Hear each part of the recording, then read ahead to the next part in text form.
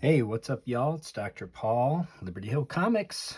I'm here with the next installment of the conservation of Noah's copy of Superman number 9.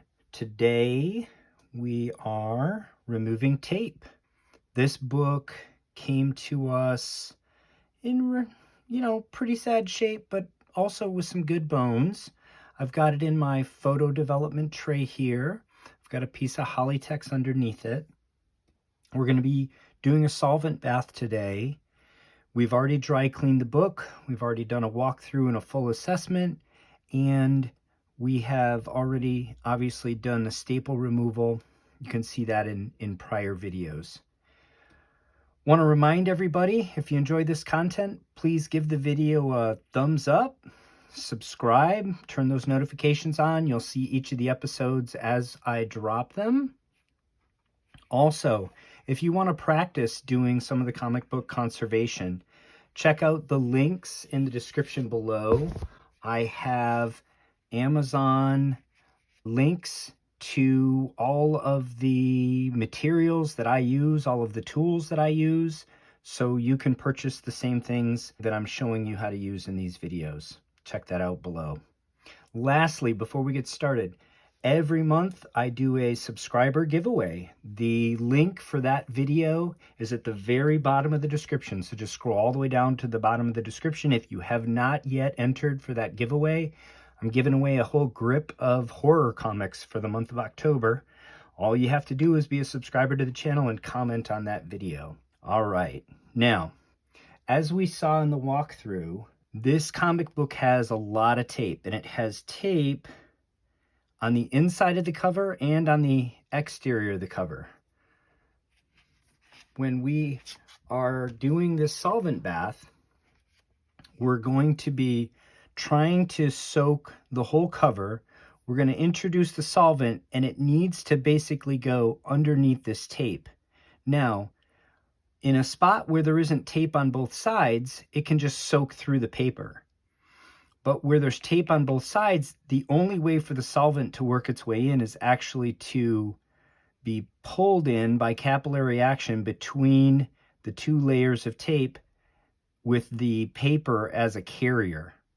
Okay, so what I'm going to do is I'm going to introduce the solvent, and we need to give it some time because it needs to travel through the paper underneath here and loosen up this adhesive. So tape is made up of 3 layers. There's the carrier. That's the part that you think of as tape. That's this plastic layer. Then there's an adhesive. That's the part that stays sticky and is attached to the comic. And then there's a layer in between that helps the adhesive stick to the plastic carrier. It's kind of like a primer, if you think about it as a similar to paint. So the solvent's going to need time to work its way in there. What we can do, though, is we could start immediately any place where there's tape only on one side of the paper. So what I'm trying to do is identify those spots right now. Here's one, I believe. Here's another. This tape here is going to have to need some time for the solvent to work its way in there. When I look at it from this side, similarly, I notice, in fact, maybe I misidentified some spots. Okay, that actually has tape on the other side, so that's not going to necessarily be a great candidate. This does not, so that should be. This does have tape. So this is going to be a good candidate for us. And then maybe this edge. Yeah, this whole edge. So once we get it soaking, we want to keep it in the solvent for as little time as possible. So we want to have a game plan before we introduce the solvent, okay? So we're going to introduce the solvent, and while it's working on these areas that are taped from both sides, we're going to start going at the places where the tape is only on one side. So this is one of them for sure. This is probably going to be the first thing we want to go after. There's no tape on this side, and also it's on a nice flat spot where I suspect we can get the solvent to be wicked up into the paper and start to solubilize and loosen up that adhesive really quickly. Okay, this we know will probably be the last part we work on. This has tape both sides.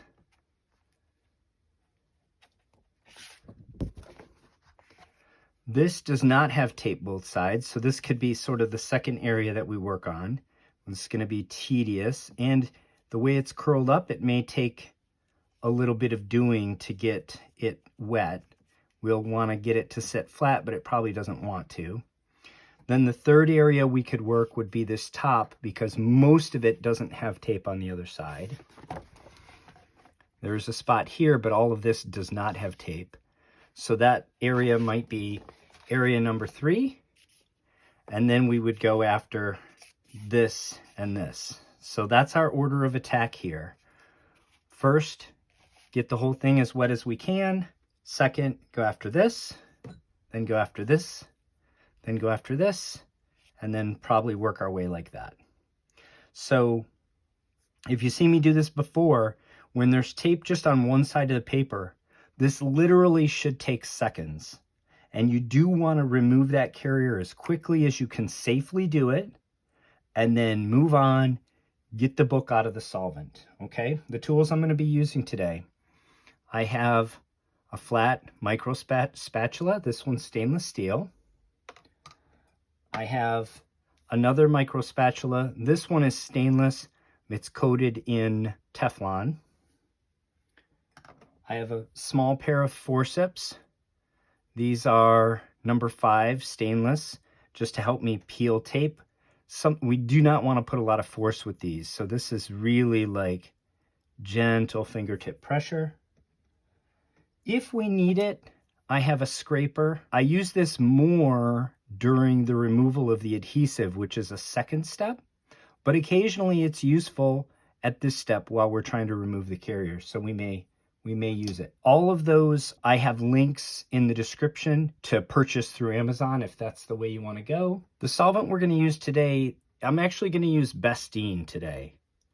Bestine is a really good solvent for this kind of work. It will show up on the T's chart in the same area as hexane. It's not super volatile, so you can use it in an open container without a gas mask or a lot of concern. Just be in a well-ventilated area. And it does not generally go after your inks. Now, I have noticed pre-war DCs especially, it will lift some yellow.